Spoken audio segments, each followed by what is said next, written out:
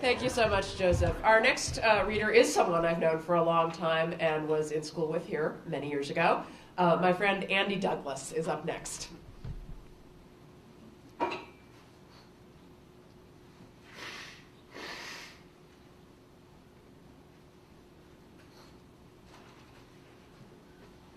This one? Either one. Hi, good afternoon. Thanks to Laura and the Coralville Public Library for putting together this event. I'm here to read a very short excerpt from a memoir that came out last year in February called The Curve of the World into the Spiritual Heart of Yoga. It chronicles a period in my life when I lived in Asia for about 7 years on sort of a spiritual quest. And part of that time, I became a monk in a yoga tradition. So there's a lot of travel in the book. There's a lot of cultural and political reflection on the places that I'm visiting, and hopefully there's some spiritual lessons to be gleaned as well.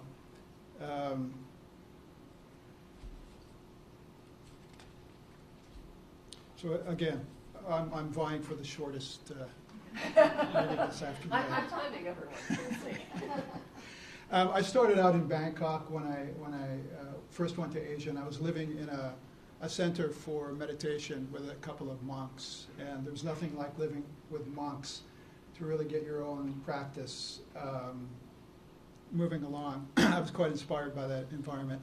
So in this short excerpt, I'm preparing dinner with one of the monks who goes by the name of Dada.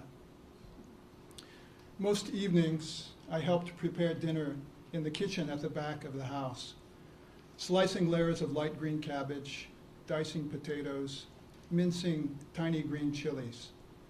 The place filled with steam as Indian Dada, an orange lungi knotted above his knees and with his hairy chest bare, cranked open the valve on the gas canister next to the stove. Pouring bowls of chopped vegetables into a smoking wok greased with peanut oil, he then slipped in small bricks of white tofu and fried them until they were brown. As we watched the vegetables simmer, Dada crooned an Indian devotional melody. What he lacked in tunefulness, he made up for in enthusiasm. The food, he explained, is absorbing the energy of the cook. Chanting or singing ensured that the cooks, the surroundings, and those who ate the food were all properly blessed. What you ate and how it was prepared exercised a subtle effect on your emotional health. If the cook was having a bad day, the perceptive diner sensed it at mealtime. Wiping a few beads of sweat from his forehead, Dada grinned and sighed. Even rice with a little salt can be a feast if you are preparing it with love. There were echoes here of what I'd read of Zen master Dogen, whose 13th century treatise on monastic cooking cautioned monks to care for each single grain of rice. Handle even a single leaf of a green in such a way that it manifests the Buddha, he wrote. This in turn allows the Buddha to manifest through the leaf. I lay newspapers on the floor of the main room and set down the steaming pot of Thai rice. Then I laid out plates and forks.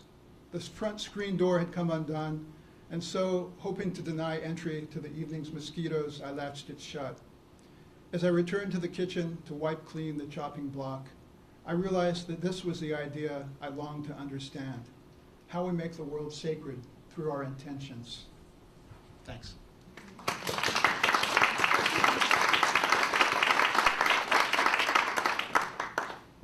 At 3 minutes and 41 seconds, Andy may be hard to beat. But I'm sure that our next guest is gonna put it to him. This is Nicholas Johnson, who is either famous for having been an FCC commissioner or for having been on the Iowa City School Board. Take your pick. But he's here to share a little bit with us. Thank you. Thank you, Laura. Let's give Laura a hand in this far through thing. A lot of work putting something like this together, and I'm very pleased to be here. The only disappointment is that I was hoping today to get Joe's signature on my petition urging the Washington football team to change its name. And so I now fear that's probably not going to be possible. I brought a number of my books today, but not all of them. My first two, How to Talk Back to Your Television Set and Test Pattern for Living, were first published in the 70s by real publishers, Little Brown, Bantam, probably in all editions sold something like 200,000 copies. But they're now out of print, even though I think the content is still, if anything, even more applicable today. And so I've reissued them through Lulu, and this is what they look like. And they are here.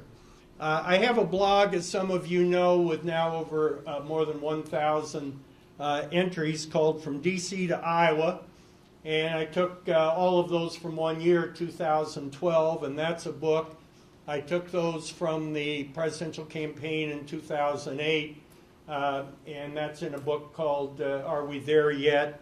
I've taken some of the writings since How to Talk Back to Your Television Set, and that's in a book called Your Second Priority, meaning whatever is your first priority, women's rights or Save the Whales, your second priority, or those of Joe's, your second priority is got to be media reform, because otherwise you just don't have a prayer of any kind of progress.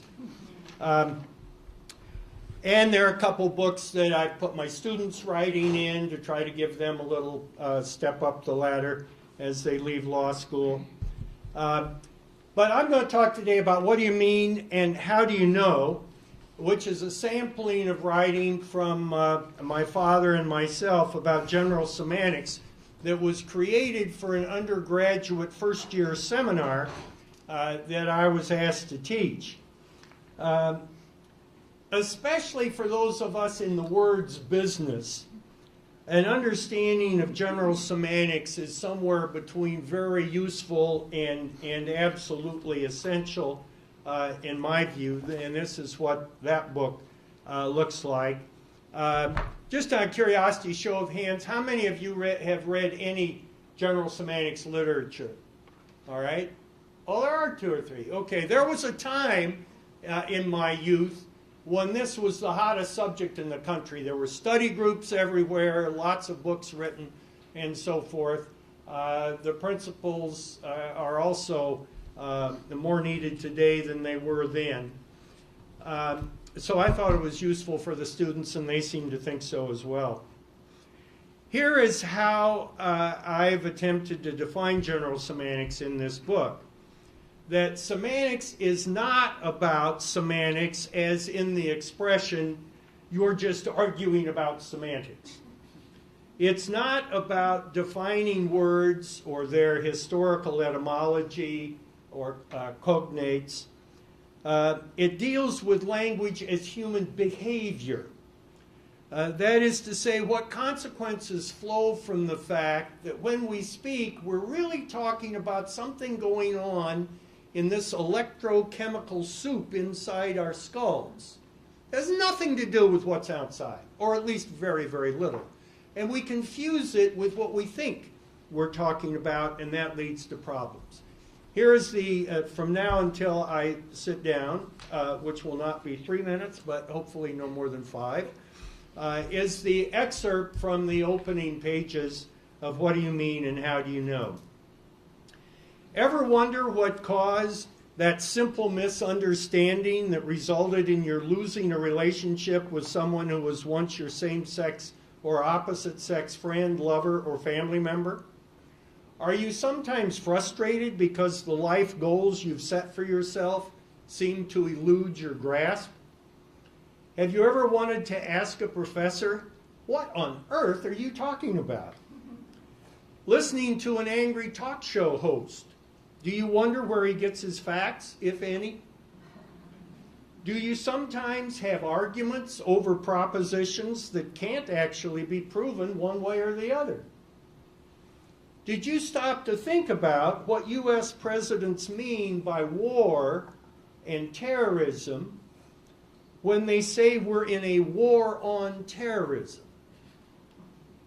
Why do engineers and doctors and other scientists seem to be coming up with so many more useful innovations than the rest of us?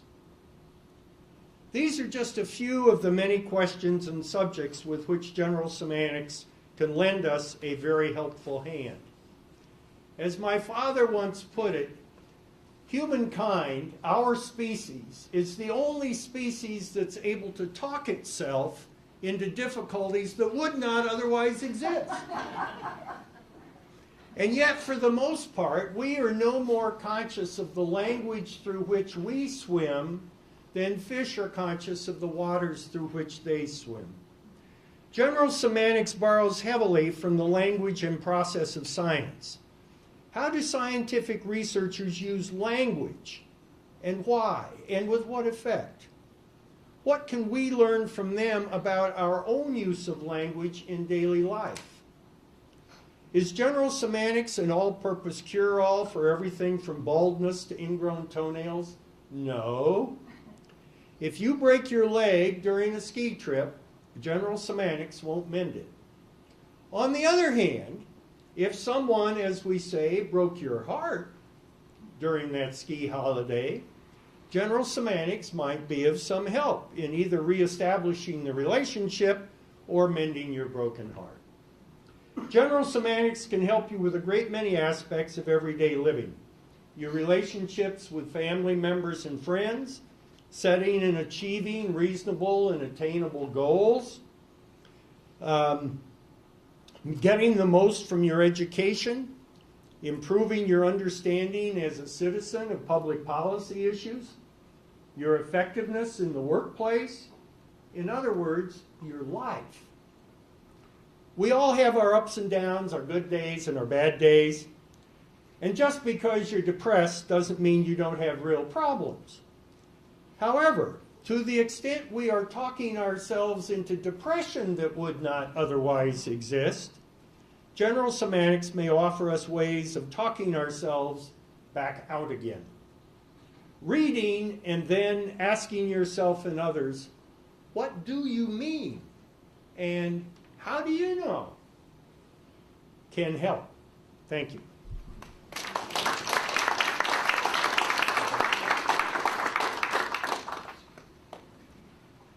Seven minutes, 38 seconds, in case you were curious. Our next writer came to my attention, I believe, via a purchase suggestion that I got at the library. Something that you may not know. If there's something out there that you want to read and we don't own it, you are always welcome to make suggestions for our collection. We can't always get all of them. Sometimes people request things that are out of print. An unfortunate thing that happens now is that people request things that are only available as ebooks through Amazon, and I cannot buy them for the library for love, money, blood, or anything else. But in this case, I was very happy to be able to get Kate Caston's books for the Coralville Public Library collection, and I'm happy to have her here today. Please welcome Kate Caston.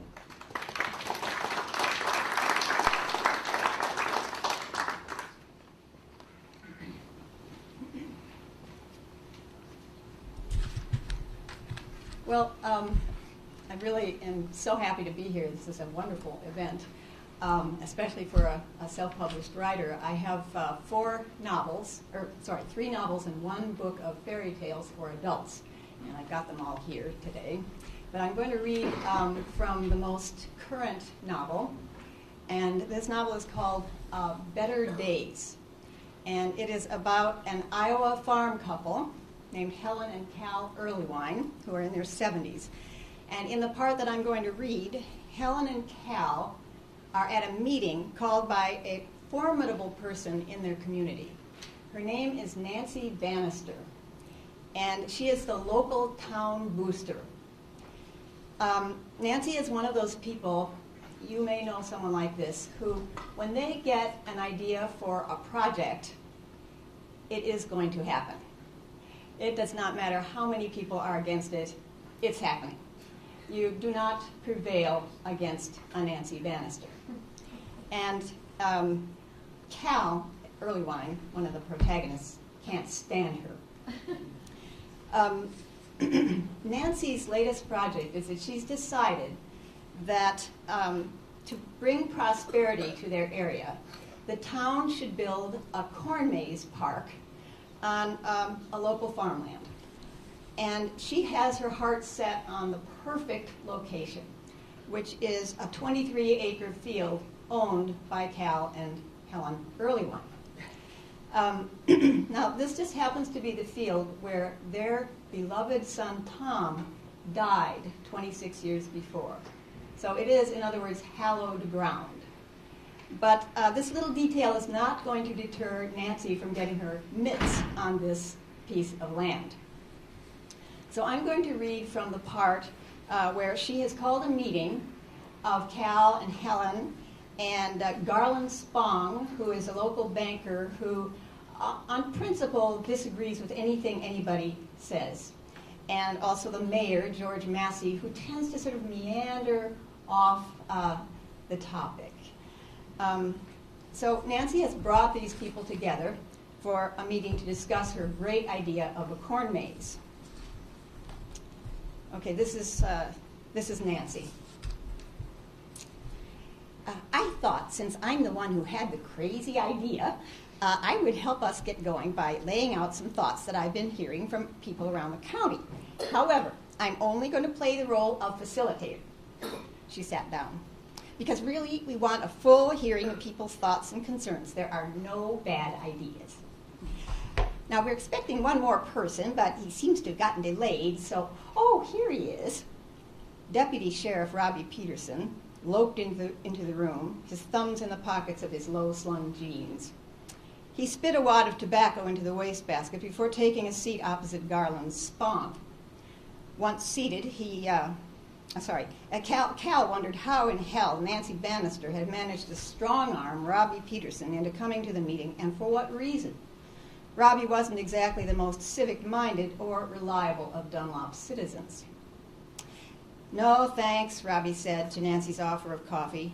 "I've had so much caffeine today, I'm pissing brown." "Well," said Nancy brightly, "why don't we get started then?" "I've done a kind of informal survey, and now, shouldn't we have a written agenda of the order of business?" Here we go, thought Cal. Spong is going to have us here all night, objecting to every trivial thing. But no, Cal had forgotten Nancy Bannister's unique aptitude for squelching Spong's automatic naysaying. "Yes, that's a terrific idea, Garland," she enthused, "but I thought this should be a kind of a casual brainstorming session, just a chance for us to put our thinking caps on and let our thoughts flow." Nancy handed around her stack of printouts. "Now, I've made copies for you all of these graphs, which show the earnings of corn maze enterprises in the state. Strictly speaking, these are not graphs. These are tables." "You're so right, Garland, thank you." She winked at the others. "This is why we're glad to have a banker on our committee, to keep us honest." Cal turned to Helen. "Is this a committee? I didn't agree to be on a committee." "No, of course not, Cal," said Nancy. "Don't mind me. I've been on so darn many committees this last year that I took my niece and nephew to McDonald's the other day and almost called them to order. No, we're just a little ad hoc group." So, as you see, the first table shows the range of net income of these corn maze projects after 3 years of operation. And there is a direct, positive relationship between revenue and proximity to the interstate. Now, Cal's and Helen's 23 acres that border County Road R37 are only 2 miles off exit 133 and ideally situated for, "I think that's 2.2 miles off the exit," interrupted Spong, smiling at Nancy severely. "Right again, Garland. I know you bankers don't hold with rounding as well you shouldn't." So, at 2.2 miles, you know, I remember when R37 only went up as far as Baxter's place before they built up that berm to keep it from flooding, said the mayor reflectively. Lost my place here. "Before my time, I'm afraid," said Nancy briskly. "So, with 10 acres for the maze itself and another 13 for the rest of the park, it's possible to bring in considerable revenue to a town and county improvements. To say nothing of the volunteer and summer job opportunities for our senior citizens and young people." Robbie had taken out a pocket knife and was scraping dusty flakes of dried mud onto the linoleum from the bottom of his boots. "Robbie, do you want to say a few words about your idea for the young people?" Robbie put his knife down. "Give them jobs, selling stuff at the concession stands." hauling out the customers that get lost or get heat stroke. Oh, now I don't think there'd be any problems with heat stroke, broke in Nancy. One of the concessions we thought of was to sell broad-brimmed straw hats with a Dunlop Labyrinth logo on them. Garland Spong set his cup down hard on the table. People aren't going to know what a labyrinth is. It sounds like some kind of highway construction detour. I remember studying about the Minotaur in high school, reminisced the mayor. Maybe we could put a Minotaur in it. A Minotaur is a mythical animal, George, said Cal. No, I mean something out of paper mache, or I guess that wouldn't hold up in the rain, would it? But maybe someone could slap it together out of scrap metal, or... Now, I think that we could have a Name the Maze fundraiser. I thought of the Amazing Maze Maze as a name for it. Cal, she said, that word maize is a Spanish word for corn, spelled M-A-I-Z. Helen said, the Spanish word isn't pronounced with a long A, Nancy. It has 2 syllables, maíz. Oh, really? Nancy sounded put out. Cal smiled. Helen hadn't been a school teacher for nothing. Well, said Nancy, we're just brainstorming here, and remember there are no bad ideas when you brainstorm. Anyway, the first question is still where to put the maze. Liability could be prohibitive. I'm so glad you brought that up, Garland. If you'll turn over the second sheet, you'll see that the profit margin is still well above costs, including insurance and infrastructure. Infrastructure, thought Cal. Where the hell does she think she is? Afghanistan? That's it.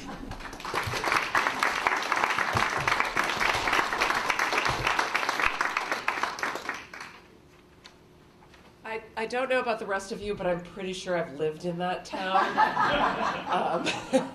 So, anyway, our next reader is another veteran of the Small Press and Self-Published Authors Fair from last year, Michael Kugler. He's here now with 2 books out, and I truly cannot remember how it was that I first ran across your work, but perhaps you do. Anyway, we're so happy to welcome you back. Please welcome Michael Kugler.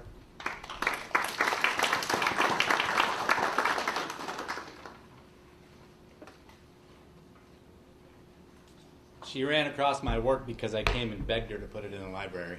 Oh, that's good. That's good. So it's all about presence. I'm glad when people do that. You got to promote yourself. You know? That's right. So no, I'd after I'd gotten it published, I'd come to her and talked about putting it in the library, and we talked a lot about doing the Amazon thing as well, which she apparently still doesn't have up and running. So someday.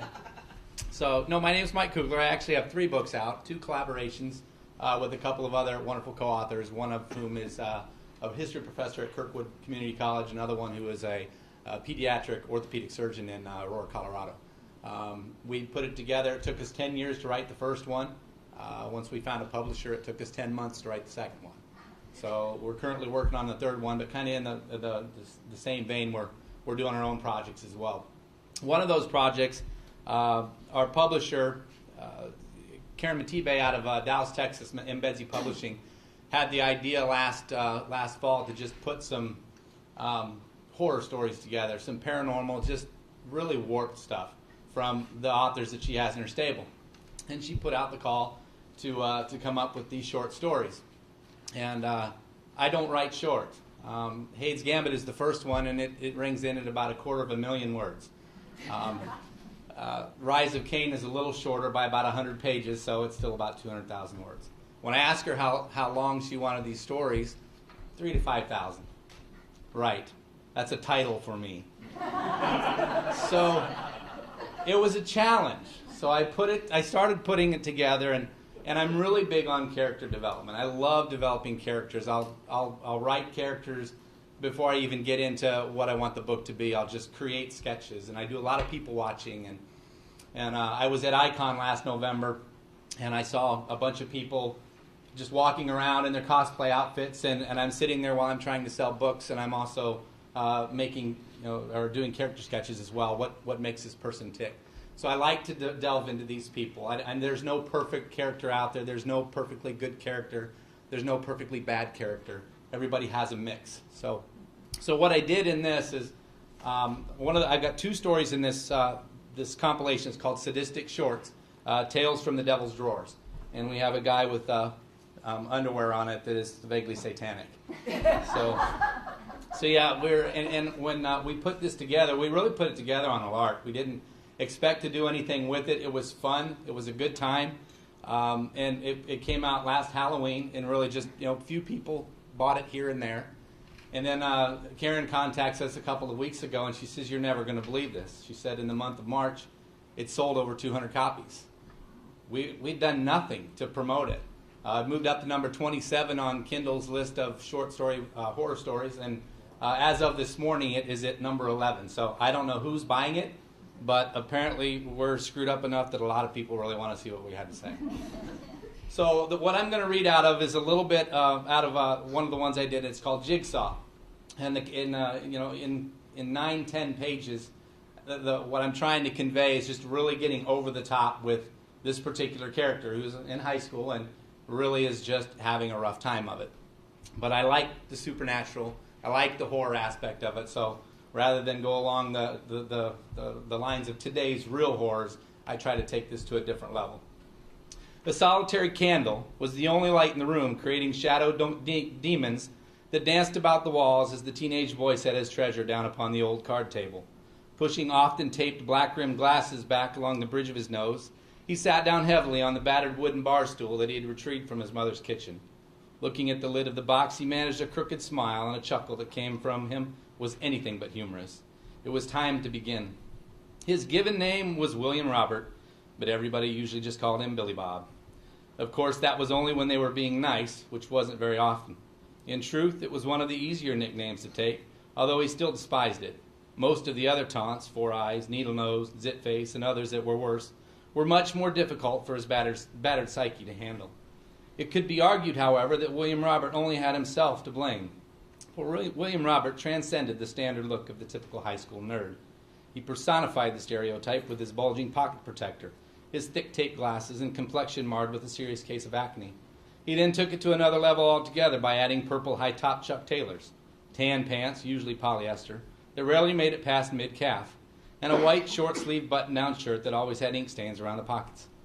Yes, William Robert Davis was a nerd among nerds, and William Robert Davis had finally been pushed too far. Marianne Phillips was the epitome of high school beauty and snobbishness. She was the head cheerleader, the homecoming queen, the prom queen, and the teacher's pet, all rolled into one beautiful package of scintillating curves, flowing blonde hair, and a model's face. She was perfect, and she knew it. And if someone had the audacity not to recognize it, she had no problem setting that person straight. Yes, Marianne Phillips ruled her school with an iron hand, and Marianne Phillips hated anything and anyone that didn't measure up to her standards. William Robert sat quietly for the longest while, just staring at the box sitting before him. It was a nondescript cardboard box with no markings save a tiny black sticker in the corner bearing spidery handwriting. Jigsaw Puzzle, a Mystic Marvin original, 1999. Mystic Marvin's Magic Emporium. William Robert loved the place. He went there regularly, enjoyed the dark and incense-filled atmosphere of the little store, as it brought a peace to him that he rarely found elsewhere. The Emporium was a small, quaint little shop off a downtown side street, and over the past year, William Robert had struck up an odd friendship with the owner, a wrinkled little man who simply referred to himself as Mystic Marvin. The name had never mattered to William, only that Marvin seemed to always have an ear for him when he needed someone to talk to. Today was no exception. When William Robert had shown up at the little magic shop after school, his clothing stained and smelling, Marvin had seemed to know immediately what was wrong. He had known William's thoughts, known his agony, and known his fury. Most importantly, he had known the hope for vengeance that was consuming the young man. And without a word, he had simply gone into the back room and returned with the box. "This one is on the house," Marvin had told him with a sly smile. Now the box lay before William Robert, ready to be opened. His mind, the mind of a genius, but hopelessly trapped in a terrible teen existence, mulled over the events of the school day, and his fury grew. Why do they hate me so much? Why do they torment me mercilessly? If he had taken the time to consider it, he would have known the answer lay in his appearance, coupled with the inherent shallowness of high school students. But like all those others of his type, it never seemed to register to him that all he had to do was change it, or ignore it. But he didn't get it, so William Robert could only dwell on today's debacle, the worst he had ever endured. With a sigh mixed with rage and longing, he thought back to the incident in the cafeteria, the untied shoelace, the stumble, the inadvertent bump. Oh yes, one cannot forget the bump. And why, oh why, did he have to bump into Marianne Phillips? He remembered the look of utter contempt and pure hatred in her eyes as she slowly turned around and watched as he picked himself up from the floor. Cafeteria food smeared all over his shirt where he had landed on his tray. He had mumbled an awkward apology, but that was lost in the laughter of the other students, all directed at him and his predicament. Everyone was laughing at him, just as they always did. Everyone but one. No, Marianne Phillips wasn't laughing. She was snarling. What happened next had happened quickly, beginning with a slap across his face, apparently because he had come into contact with her. Had he really done that? Even by accident, had it really happened? There was that feeling again, a strange combination of loneliness, of longing, and unadulterated lust. Fighting it down, he ignored the physical effects it had on him and concentrated on the rage and embarrassment that had all but consumed him when it had all happened. Yes, he had touched Marianne's. Nope, actually, he had pretty much grabbed it with both hands as he fell forward. And Marianne had slapped him for it. She had slapped him hard. And it didn't end there. Fueled on by the shouts and laughter of her classmates, Marianne had released her full fury on the poor William Robert. Before he could apologize again, she had launched a kick that caught him directly between the legs, crushing his groin under the pointed toe of her high-heeled shoe while she screamed at him, called him a pervert, a deviant, and worse. The pain and agony blasting through his body from the kick to his manhood had been unbelievable, and he had collapsed to his knees in front of her, only to throw up the remains of his breakfast. If that hadn't been bad enough, Marianne had proceeded to deliver him to the bowels of hell itself. As he knelt, overwhelmed with nausea, pain, and embarrassment, Marianne had stepped behind him and, with her foot, pushed him forward so that he went sprawling into the mess of cafeteria food and stomach contents that had been splattered all over the floor in front of him. The laughter in the lunchroom had continued, quickly cranked up to a deafening level. His classmates, the teachers, even the fat old witch behind the lunch counter had laughed at him, all because he had tripped, all because he'd had a little accident. The aftermath was even worse. Mr. Wells, the physical education teacher, had dragged him through the school, parading him in front of everyone, and then shoved him, fully clothed, into an ice-cold shower. Miss Yannelson, the school counselor, had berated him in a screeching voice and told him that his behavior was reprehensible. Finally, Principal Tanner had suspended him for groping a female student in grossly irresponsible conduct, and he had hinted that the school would back Marianne if she decided to file charges. He fished out the first small, jagged puzzle piece from the box and set it on the table. It was a dark piece, and as he looked closer at the fragment of the picture, he thought he could see some sort of insect in it, though he couldn't yet tell what it was. Smiling, he reached into the box and pulled out another, snapped it into place to the first one. It was a perfect fit. Reaching again, he whipped through a third piece. It, too, fit perfectly, and the picture began to take shape. Thank you.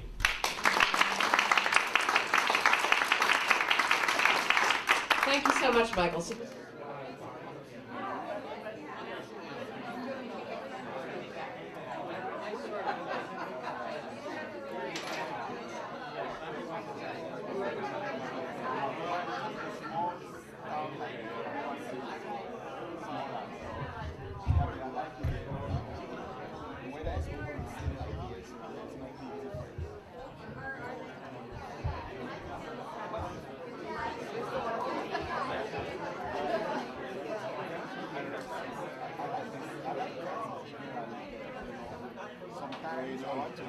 All right. That was a great reading.